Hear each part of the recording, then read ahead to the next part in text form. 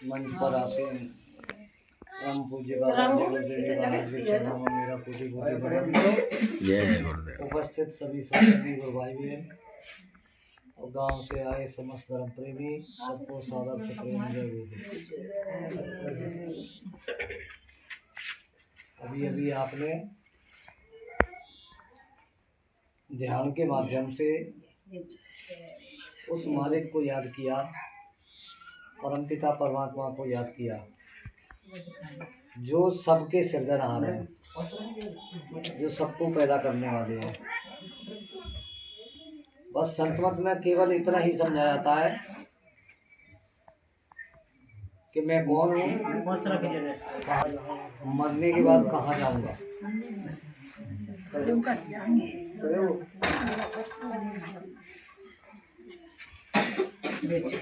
नहीं मिलेगा। 4,84,00,000 योनियां हैं।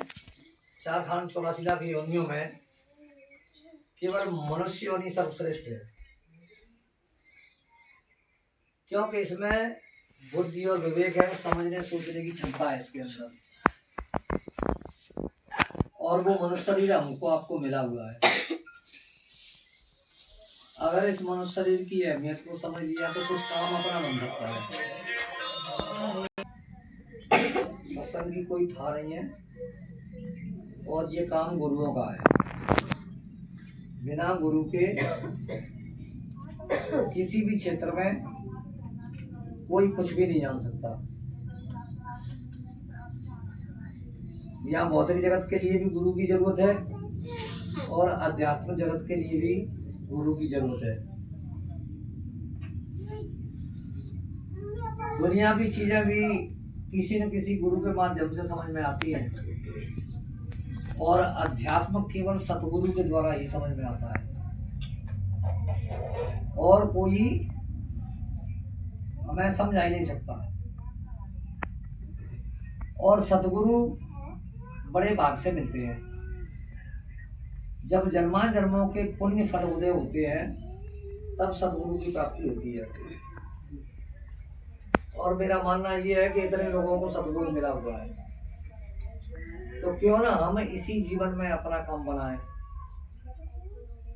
बाबा जय गुरुदेव जी महाराज कहते थे कि दुनिया के सारे काम चलते रहेंगे, ये रुकेंगे नहीं।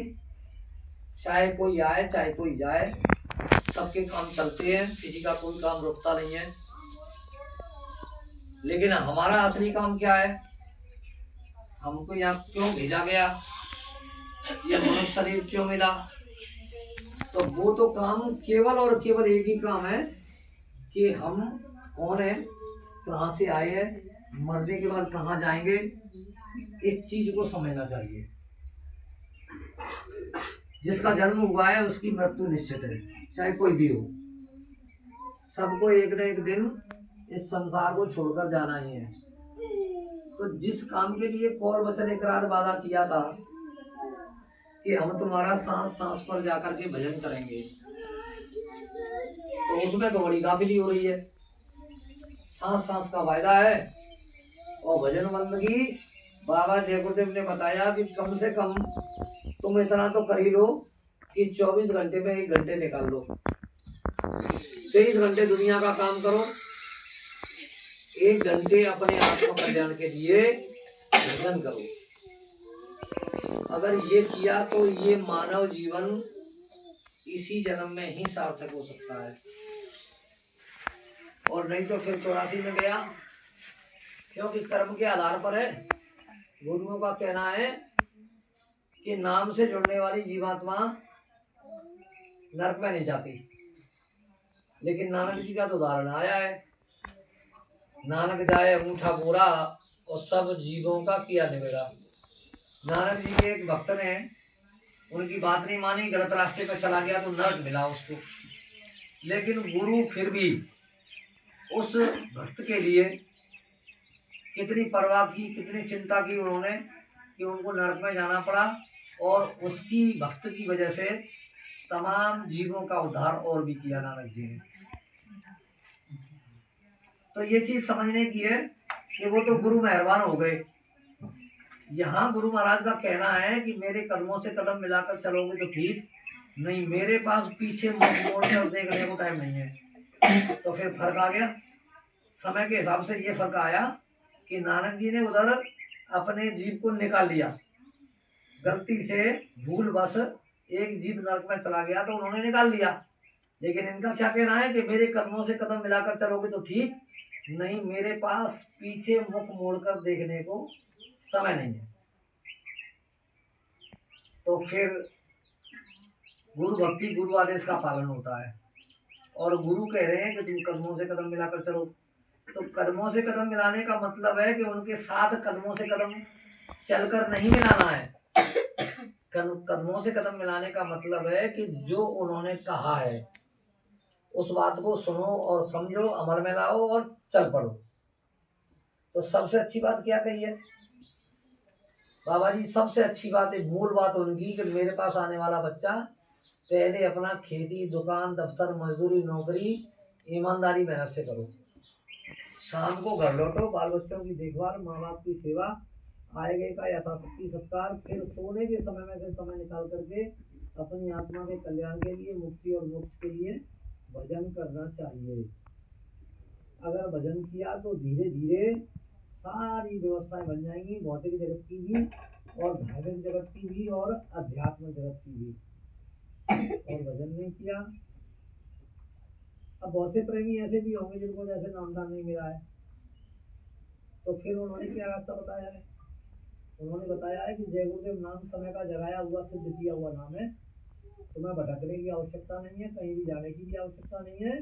जय गुरुदेव नाम का ही जप सुबह शाम दोनों टाइम थोड़ा थोड़ा समय निकाल करके करो। नाम की पूंजी इकट्ठी करनी चाहिए, तो अंत समय में साथ देती है। जैसे अपने घर परिवार में 2 बच्चे 2 बच्चियां हैं, फिर परिवार बढ़ेगा भी, बहू आएगी, फिर बच्चे होंगे। तो अपने परिवार के लिए, अपने परिवार के कामकाज के लिए, उनकी व्यवस्था के लिए इस भौतिक जगत में कोई न कोई कुछ न कुछ काम करता है, और काम करता है तो फिर उससे क्या है कि जिससे ये दुनिया चलती है वो आर्थिक धन है, रुपया पैसा, और इसी में आदमी लगा हुआ है। सुबह से शाम तक, रात भी हो जाती है,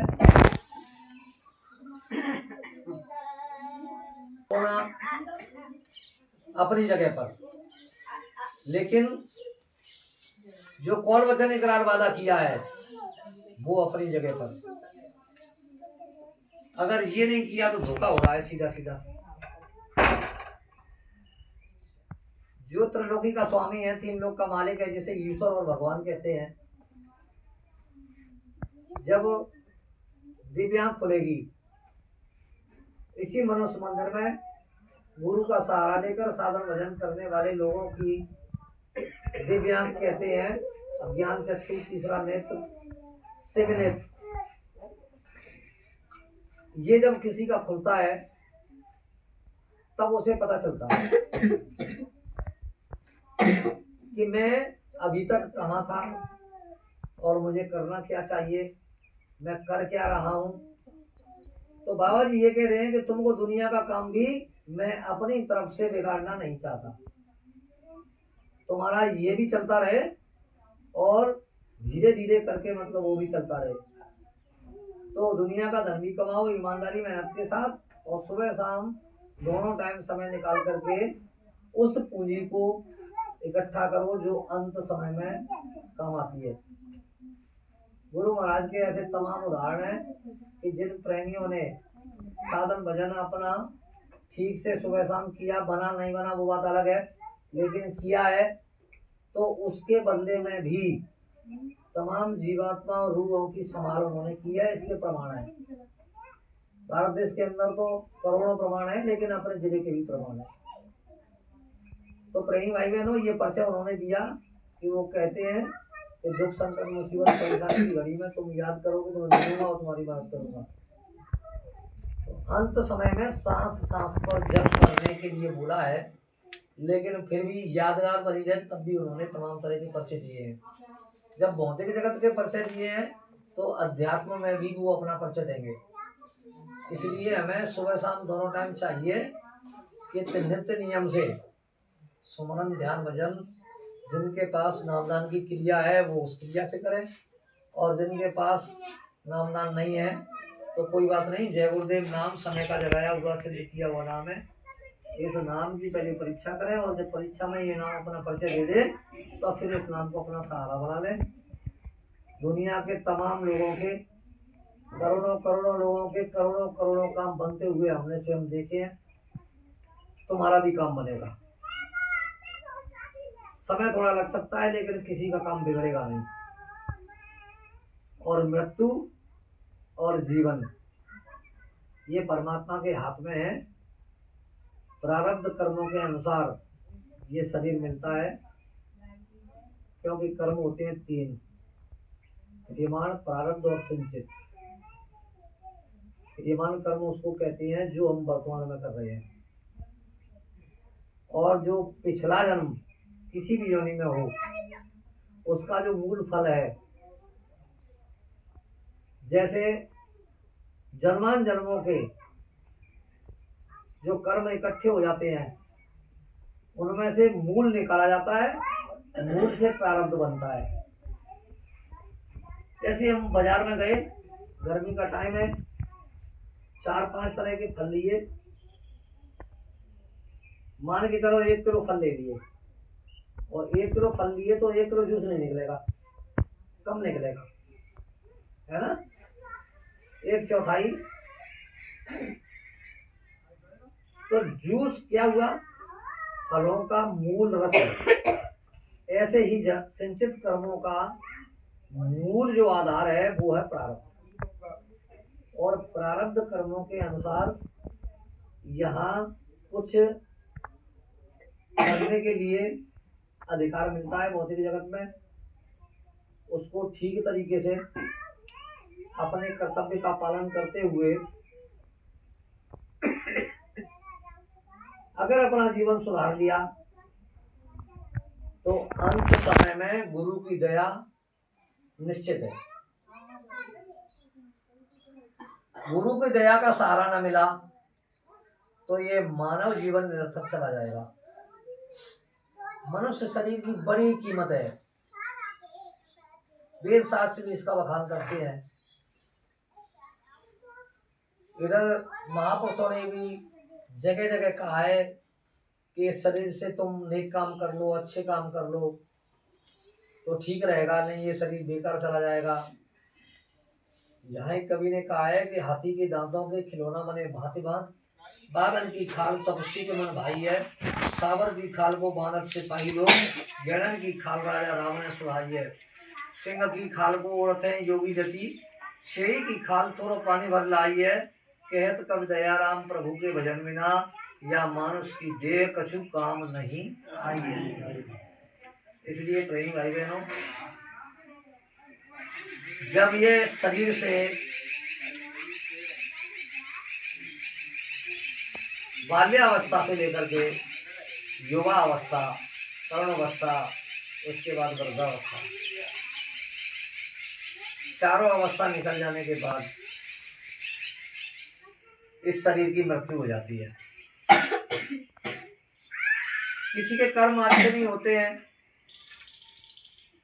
आज देख रहे हो दुनिया में बहुत से ऐसे काम है सुनने को मिलते हैं, किसी ने किसी को मार दिया, किसी ने किसी को काट दिया, तो वो कोई ना कोई उसका कारण है, कहीं ना कहीं उसका कारण है, किसी न किसी जन्म का वो कारण है। और जब कारण किसी जन्म का बन जाता है तो कार्य अवश्य होता है, कार्य फिर रुक नहीं सकता।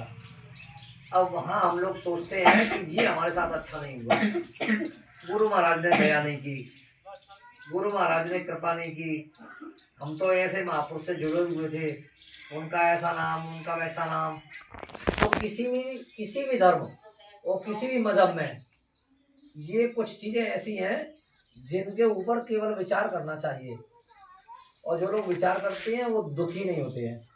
नहीं तो फिर अधिकांश लोग दुखी होते हैं उसके लिए कि देखिए हमारे साथ ये ऐसा हो गया। तो ये प्रारब्ध कर्मों का ही पूरा खेल है। और मृत्यु निश्चित है। जन्म हुआ है तो मृत्यु निश्चित रूप से होगी। अब थोड़ा सा पीछे जाएं तो ये विचार करें कि मतलब हम किस जन्म में क्या थे और कौन सा हमने कर्म किया था। हमने किसी को धोखा दिया तो हमको भी धोखा मिलेगा। इस चीज को सोचना चाहिए। संत इसी को समझाता है।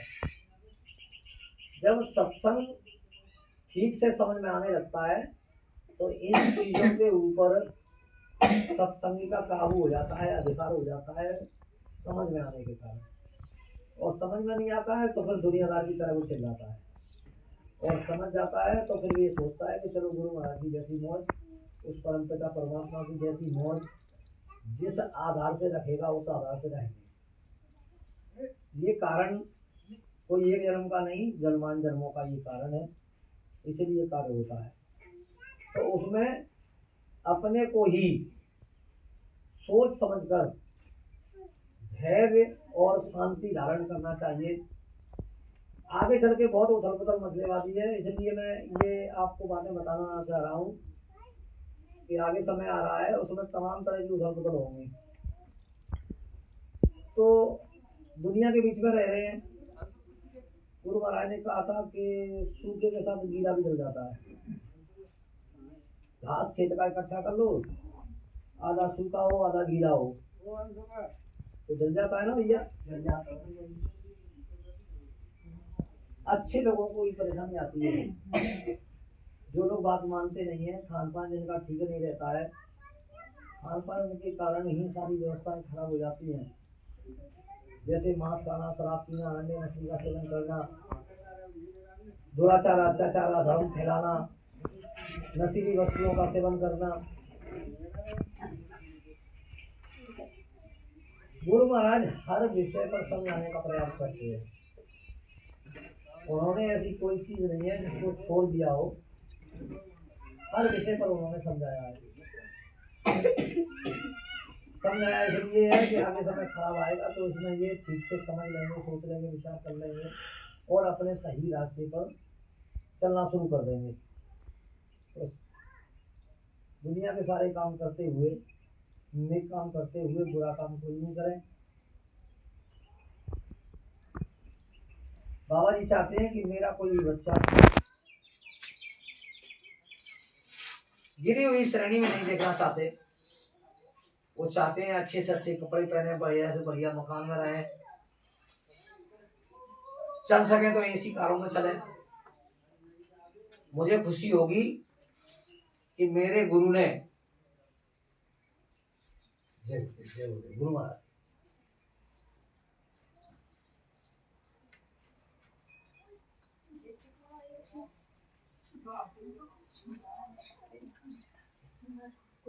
जय गुरुदेव, जय गुरुदेव। हमारा उद्देश्य और लक्ष्य केवल और केवल इस समय एक ही होना चाहिए। जो लोग जुड़ गए हैं वो कम से कम किसी भी पद से जुड़े हुए हैं, उससे कोई मतलब नहीं है। जो लोग जुड़ गए हैं वो कुछ न कुछ करते रहे। एक अच्छा रास्ता महात्मा बताते हैं, उनके रास्ते पर चलाते हैं, क्योंकि इसके लिए समय बहुत कम लोगों के पास है। संस्कार बस जो कहीं ना कहीं जुड़ गए हैं, उनकी समझ में आ गया है तो वही लोग चल पा रहे हैं। नहीं तो बहुत से लोग जिनको तरह तरह से समझाओ तब भी उनकी समझ में ना आए। ये अपना परम सौभाग्य है कि दोनों चीजें अपने पास है। मनुष्य शरीर भी अपने पास है और गुरु का दिया हुआ रास्ता भी अपने पास है। तो गुरु के दिए हुए रास्ते पर सुबह शाम दोनों टाइम थोड़ा थोड़ा समय देते रहे तो प्रेमी भाई बहनों, एक दिन समय आएगा, मंजिल निश्चित रूप से मिल जाएगी। दुनिया का थोड़ा सा समझने का महापुरुष समझाते हैं कि दोनों आंखों के मध्य भाग में इसी मनुष्य शरीर में जीवात्मा बैठी हुई है, जिसको अजर अमर अविनाशी कहते हैं। जारे से जलती नहीं, कांटे से कटती नहीं, मारे से मरती नहीं, ऐसी अजीब जौहर सत्ता दोनों आंखों के मध्य भाग में जीवात्मा को बिठा दिया। ये कहाँ से आई और मरने के बाद कहाँ चली जाती है, ये थोड़ा विषय समझने का है।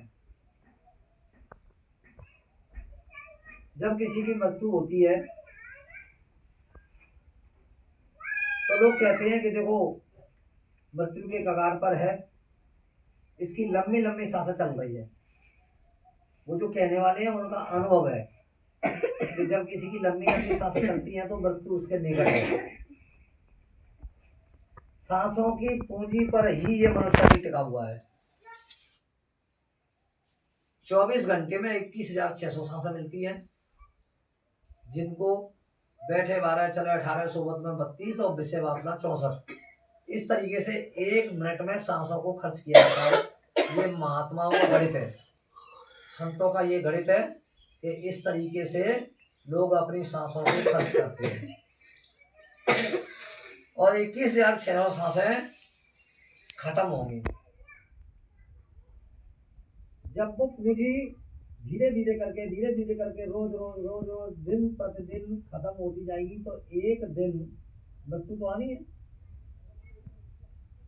और मृत्यु क्या है? ये सांसों की पूंजी जिस दिन खत्म हो जाएगी उसी दिन जानने वाले लोग, समझदार लोग मृतक घोषित कर देंगे। सांसों का लेना बंद हुआ और मृत्यु घोषित हो गई।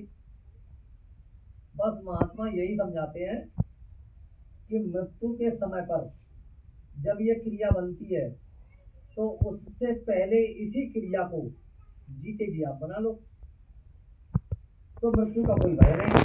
चाहे जब आ जाए, उन्हें तो पता है कि मृत्यु कैसे आएगी, कब आएगी।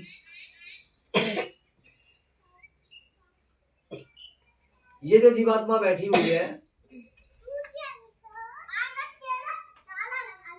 दोनों आंखें के मध्य भाग से नीचे शरीर में जीवात्मा का ही जौहर, जीवात्मा का ही प्रकाश, जीवात्मा की रोशनी, जीवात्मा का पावर, उसी की शक्ति से ये शरीर चल रहा है जो भौतिक है। और अध्यात्म वो है जो शरीर की आंखों से नहीं दिखता, जीवात्मा की आंख से दिखता। तो बाबा जी मोटी भाषा में समझाते हैं कि इस शरीर के अंदर 2 नाक, 2 आंख और 2 कान, जीवात्मा के अंदर 1 आंख, 1 कान और 1 नाक। तो बाबा जी हम लोगों से बोलवाते थे कि शरीर की 2 आंख और जीवात्मा की 1 कान, तो कितनी आंख हुई? 3। तो हम लोग कहते थे 3। शरीर के 2 कान, 1 जीवात्मा का कान, तो कितने कान हुए? 3। शरीर की 2 नाक, 1 नाक जीवात्मा की, तो कितनी नाक हुई? 3। बड़ा मोटा सीधा साधा सरल उनका गणित है कि इस तरीके से ये बात इनके समझ में आ जाएगी। भौतिक जो दुनिया में दिख रहा है ये भौतिक है और आंखें बंद कर लें तो कुछ दिखाई नहीं देता है। जीवात्मा की आंख खुल जाए तो तीसरी आंख से सब कुछ दिखाई देता है चेतन का। चेतन को देखने के लिए थोड़े से प्रयास की, थोड़े से कोशिश की, थोड़ा सा भजन करने की जरूरत है। अगर ये धीरे धीरे किया तो रोज रोज आपने जो पूंजी इकट्ठी की है, एक दिन वो पूंजी आपकी उतनी इकट्ठी हो जाएगी कि जिसमें गुरु मेहरबान हो जाए, गुरु की दया हो जाए, तो उसी दिन वो जीवात्मा खुल जाएगी। जीवात्मा की आंख जैसे ही खुलेगी तो फिर अंदर का सब कुछ दिखाई देगा। जैसे मृत्यु के समय जीवात्मा दोनों आंखों के मध्य भाग से निकलकर, जिसको धर्मराज कहते हैं, धर्मराज के दरबार में पेश होती है और झूठ का वहां नाम निशान भी नहीं है। जो उदाहरण बनाए गए हैं वो कुछ ऐसे ऋषियों मुनियों के हैं कि जागृति हो जाए, इनकी समझ में आ जाए इनको यानी इनके अंदर चेतना जग जाए। तो उसके लिए बताया है कि मतलब एक उदाहरण भागवत का उदाहरण है कि कोई व्यक्ति भक्ति करके और स्वर्ग में चला गया, तो फिर वहां जाकर के मतलब उन्होंने कहा कि मुझे धर्मराज के पास तब लेके चलना, पहले मुझे उस स्वामी जी महाराज के नाम की पत्ती मतलब उस पेड़ का दर्शन करना है। 100 दिन उसके स्वर्ग के थे, एक दिन नरक का था। 100 दिन के अच्छे कर्म थे, एक दिन का बुरा कर्म था, तो उसके कारण ये सब चीजें थी। तो उन्होंने कहा मतलब कि जहाँ तो मिलेगी वो तो स्वर्ग में मिलेगी, तो मुझे स्वर्ग ले चलो। दोनों आंखों के मध्य भाग से ऊपर जैसे ही जाओगे तो देवी देवताओं के तमाम लोग हैं, एक लोग नहीं है, तमाम लोग हैं। और वहीं नीचे स्वर्ग के नीचे नरक है। तो उन्होंने कहा कि देखो नरक में तब जाऊंगा, पहले मुझे एक दिन के लिए मतलब वहां ले चलो स्वर्ग में, मुझे उस पेड़ का दर्शन करना है, उसकी पूजा करनी है, मेरा रोज का नियम था। ऐसा होता नहीं है, संत मत के ये सिस्टम में ही नहीं है। तो प्रेमी भाई बहनों कुछ उदाहरण ऐसे हैं कि जो दिए जाते हैं जिनके कारण इनको चेतना आ जाए, जागृति आ जाए। तो भागवत में जाओगे तो इस तरह के तमाम उदाहरण वहाँ मिलते हैं। स्वर्ग नरक की मतलब तमाम प्रेरक जो प्रसंग हैं उनके, शास्त्रियों के, पंडितों के, तो बराबर मतलब आजकल तो दूसरा काम चल रहा है। पहले तो कथा थोड़ा अच्छी तरीके से सुनाई जाती थी, अब गाने बाजे का सिस्टम है। और गाने बाजे में पहले का जो समय था वो बिल्कुल अलग था। क्या आदमी क्या महिलाएं मर्यादा में बैठते थे, मर्यादा में रहते थे। अब तो जहाँ भी माँ भागवत में तुम चले जाओ और पंडित का हुआ एक भजन, तो उस भजन में तमाम लड़कियां, तमाम महिलाएं मतलब खड़ी हो जाएंगी और उसमें नाचने लगेंगी। देखते हम। तो प्रेमी भाई बहनों, ये विषय तो इससे हटने का है, संत मत तो इससे दूर होने का है। ये विषय किसका है? मन का विषय है ये। और यहाँ बात किसकी चल रही है? आत्मा परमात्मा की। संत मत आत्मा परमात्मा की बात करता है कि आत्मा क्या है और परमात्मा क्या है। जब ये पूरा सिस्टम इनकी समझ में आ जाए तो ये अपने लक्ष्य की तरफ आगे बढ़े। और इधर वेद शास्त्रों का मतलब क्या है कि ये लक्ष्य से दूर रहे, इनको वहां तक जाने ही मत दीजिए, यहीं इसी बीच में इसको फंसा करके रखिए, है ना। तो वो मन का विषय है।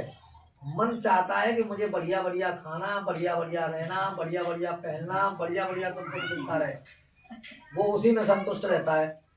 यहाँ क्या कहा गया है संत मत में कि अगर तुम्हें उस ईश्वर खुदा गॉड भगवान को प्राप्त करना है तो थोड़ा सा इन चीजों से परहेज, अलग रहिए। पेट भर खा लिया जाए तो फिर भजन की कहा जाए, भजन कर लोगे, बैठ सकते हो, केवल कान में उंगली लगा लोगे, आंखें बंद कर लोगे, ध्यान में भजन में केवल बैठ सकते हो मतलब, लेकिन आंतरिक रसाई चढ़ाई 1% भी होने वाली नहीं है। क्यों नहीं होगी? क्योंकि वो तो खाली पेट का काम है। गुरु महाराज कहते हैं कि जितना खाली पेट बैठोगे तो उसमें आत्मा का उत्थान ज्यादा होता है, आत्मा का चढ़ाव होता है, आकर्षण होता है, उधर खिंचाव होता है। तो वहाँ खिंचाव की बात करते हैं महापुरुष। यहाँ तो शरीर पे ही पूरा ध्यान रहेगा, बैठ नहीं पा रहे हैं, उठ नहीं पा रहे हैं, कभी नींद का झटका आ रहा है। तो इसलिए महापुरुष समझाते हैं कि हमें ऐसे रास्ते को तय करना है कि जिसमें कुछ हासिल हो। तो हासिल करने के लिए परहेज की विशेष जरूरत है, चाहे वो खाने पीने से, बैठने उठने से, बोलने चालने से, रहने से। तो इन सब चीजों पर धीरे धीरे संत मत परहेज की तरफ ले जाता है। और जैसे ही परहेज बनने लगता है तो कुछ न कुछ मालिक की दया से उन लोगों को मिलने लगता है। बाबा जय गुरुदेव का कोई भी ऐसा भक्त नहीं है कि जिसने 1 महीने लगातार माला कर ली हो और उसे, चाहे उसने जय गुरुदेव नाम की माला की हो, लगातार 1 महीने तक उसने माला कर ली हो, तो वो ऐसा हो ही नहीं सकता कि मतलब वो अपनी दया से कुछ न कुछ उसको न दे दे। उन्होंने तो कहा है कि दुख संकट मुसीबत परेशानी खुशी किसी भी स्थिति में इस नाम को जपोगे तो मैं मिलूंगा और मदद करूंगा। तो क्या फिर मन के विषय को, मन के भाव को नहीं समझते कि सामने वाला बंदा क्या चाह रहा है? तो सब जानते हैं। इसलिए प्रेमी भाई बहनों, आत्मा परमात्मा का मूल विषय संतमत लक्ष्य की तरफ ले जाता है। धीरे धीरे करके, स्टेप बाय स्टेप,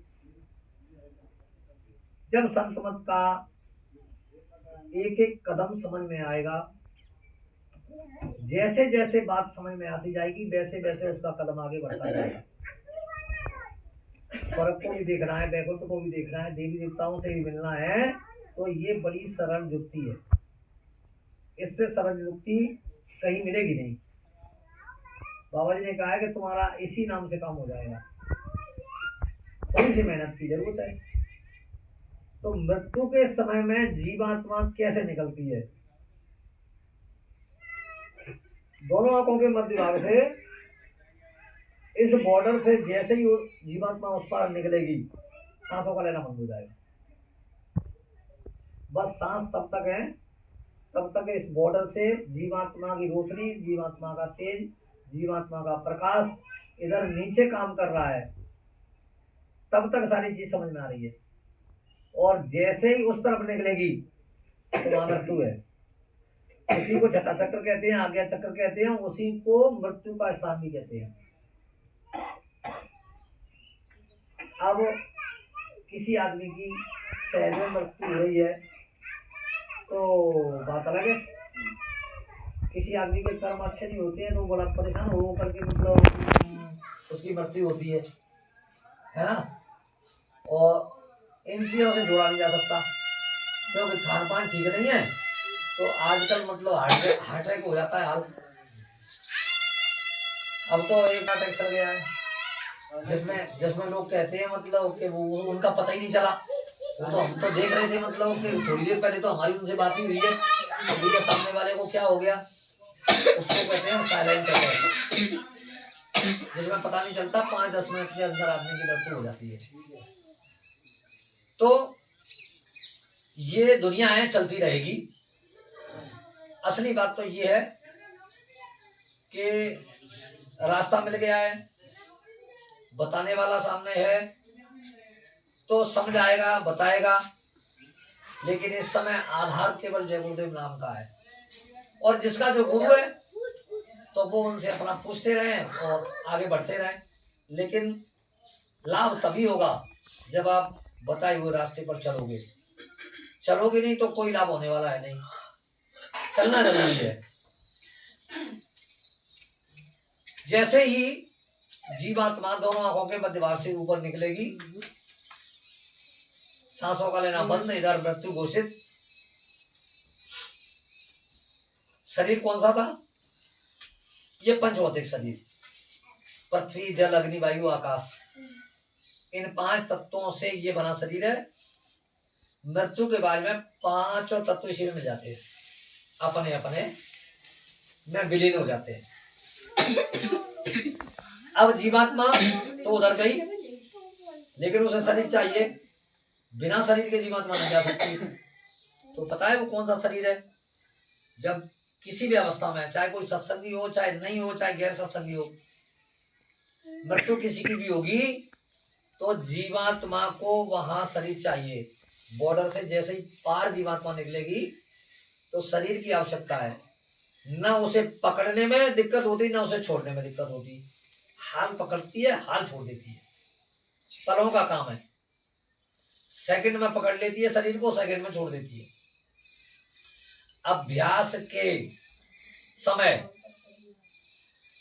के समय ये चीज समझ में आती है। तो उसके लिए चाहिए 17 तत्वों का शरीर। जिसका नाम है लिंग शरीर।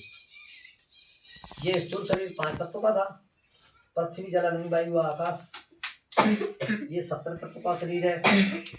10 इंद्रियां, 5 ज्ञानेंद्रियां, 5 कर्मेंद्रियां, चतुष्ट अंतःकरण, मन चित्त बुद्धि अहंकार, 3 गुण रजोगुण तमोगुण सतोगुण हो गए 17। 2014 3 17। 17 तत्वों के शरीर को जीवात्मा तुरंत पकड़ती है, फिर चलेगी उससे आगे और देवी देवताओं के लोकों को पार करती हुई धर्मराज के दरबार में पहुंचेगी। दोनों कंधों पर चित्र और गुप्त नाम के 2 उनके रखवाले बैठे हुए हैं। एक बुरे तुम्हारे कर्म को लिखता है, एक अच्छे कर्म को लिखता है, एक शुभ कर्म को, एक अशुभ कर्म को। तो यहाँ झूठ चल सकती है भौतिक जगत में, लेकिन वहां किसी की झूठ नहीं चलती। वहां तो जैसे ही जीवात्मा धर्मराज के सामने पेश होगी तो फाइल लेकर के दोनों बंदे खड़े हैं, हाल बता देंगे किसने क्या किया। अच्छा किया है तो अच्छा बता देंगे, गलत किया तो गलत बता देंगे, जैसा किया है वैसा बखान कर देंगे तुरंत। तो अब पेश तो चलने वाली है नहीं, चतुराई चालाकी तो वहां चलने वाली है नहीं, है ना। तो क्या करना चाहिए, जिससे हमें सहज में वो चीज मिल जाए। और केवल मनुष्य शरीर ही इस काम को कर सकता है, दूसरा कोई कर नहीं सकता। लेकिन ये भी अपनी मंजिल नहीं है, संत मत की ये मंजिल नहीं है। ईश्वर को भी प्राप्त कर लेना, भगवान को प्राप्त कर लेना, ये तुम्हारी मंजिल नहीं है। ईश्वर से बड़ी सत्ता है ब्रह्म सत्ता, जो वेद शास्त्रों में जिसका विवरण किया गया है। शास्त्र उसी शक्ति, उसी पावर का ज्ञान यानी प्रेमियों को बताते हैं कि ब्रह्म से बढ़कर के कोई पावर नहीं है।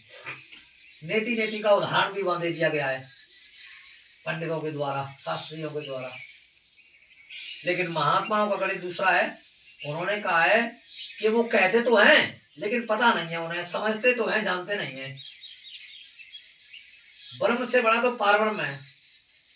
गुरुर ब्रह्मा गुरुर विष्णु गुरुर्देवो महेश्वर, गुरु साक्षात आया है कि नहीं आया है। तस्मै श्री गुरुवे नमः। अब उन्हें पता है ही नहीं कि पारब्रह्म है क्या चीज।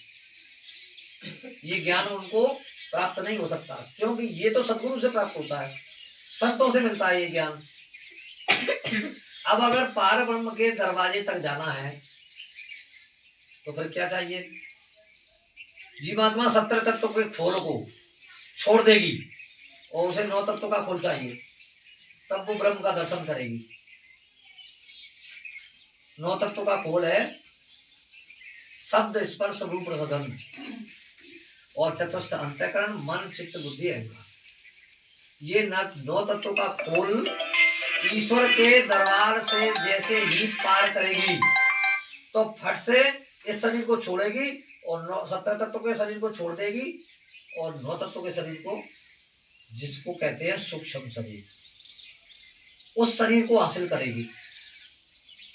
इससे भी सूक्ष्म शरीर से भी उस परम पिता परमात्मा जो सबका सृजनहार है, जो रूह ईश्वर की, खुदा की, गॉड की, जिसे जीवात्मा कहते हैं, उस मालिक ने, उसी मालिक ने वरदान स्वरूप इनको दी।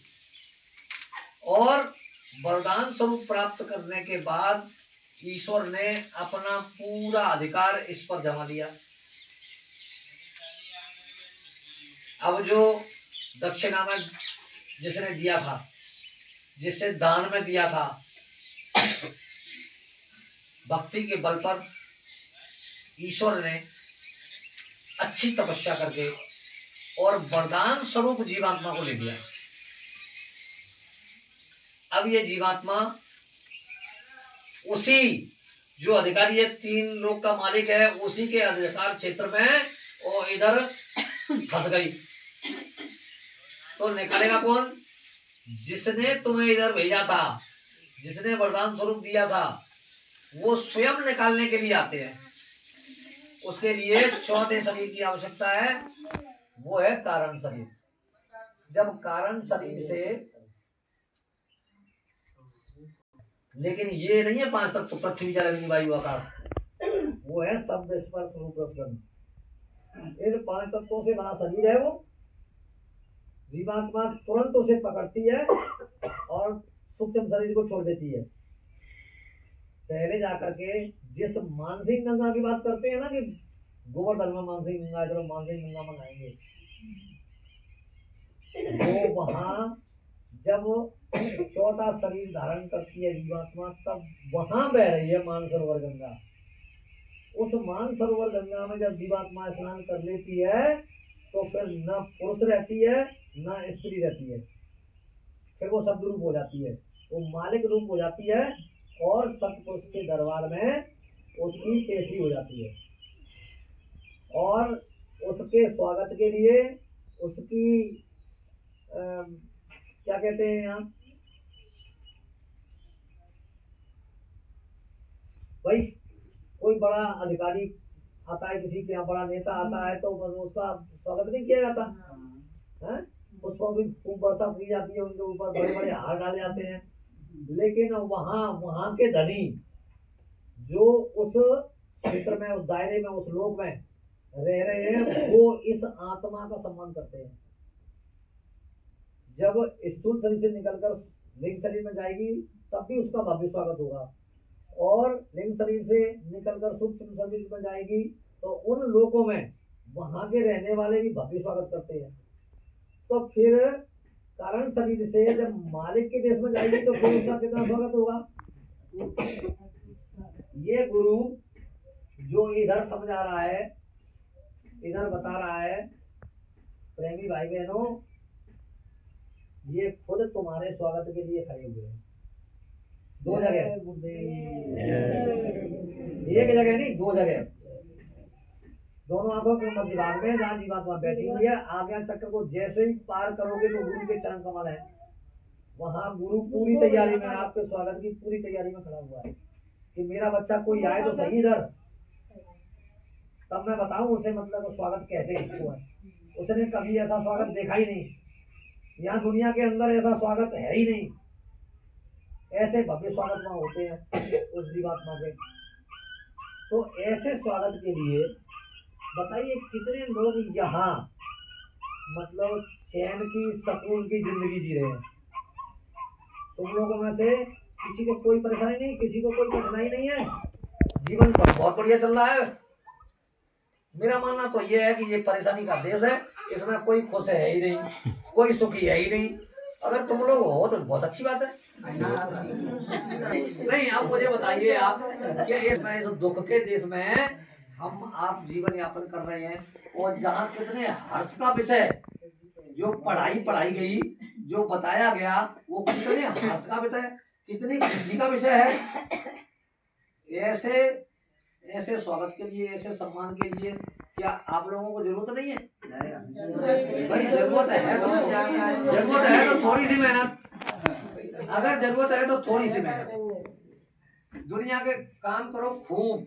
गुरु महाराज ने 23 घंटे की काम, मैं तो 22 घंटे की कहूँगा। 22 घंटे आप अपना दुनिया का काम कीजिए, बच्चों के लिए, बहू के लिए, घर परिवार के लोगों के लिए, गांव वालों के लिए आप खूब कीजिए। लेकिन 2 घंटे, 1 घंटे सुबह, 1 घंटे शाम को जरूर दीजिए। और फिर देखिए, अगर रोज रोज की क्रिया आपने बना ली, 1 महीने का समय तो बस ये मान के चलो कि ज्यादा से ज्यादा है आपके लिए। उसी में गुरु महाराज की दया हो जाएगी, गुरु महाराज अपना परिचय दे देंगे, फिर किसी को बताने समझाने की जरूरत रह नहीं जाती। जय गुरुदेव, जय गुरुदेव नाम की माला जपनी है, मुंह से आवाज निकले नहीं, अंदर ही अंदर, अंदर ही अंदर, अंदर ही अंदर मतलब जपते रहो। ये बहिर्मुख क्रिया नहीं है। बहिर्मुख क्रिया उसको कहते हैं मतलब जो मुंह से जबान से मतलब बोला जाता है। जैसे लोग कहते हैं कि सीताराम सीताराम सीताराम, जय गुरुदेव जय गुरुदेव, अंदर ही अंदर जपते रहो। जिसको जो नाम दान मिला हुआ है भूल गए हैं, कोई बात नहीं। जय गुरुदेव नाम समय का जगाया हुआ, सिद्ध किया हुआ नाम है। ये इसके नाम के जपने से रास्ता धीरे धीरे खुलता चला जाएगा, आपको कोई दिक्कत परेशानी होने वाली नहीं है। तो बस मैं इतना ही कहूँगा आज, क्योंकि दूसरा भी काम है, थोड़ा उनसे ही मिलना है। तो इसी के साथ मैं अपनी वाणी को विराम देता हूँ और भूल चूक के लिए क्षमा। सभी प्रेमी मालिक के नाम का एक बार जोर से उच्चारण करेंगे।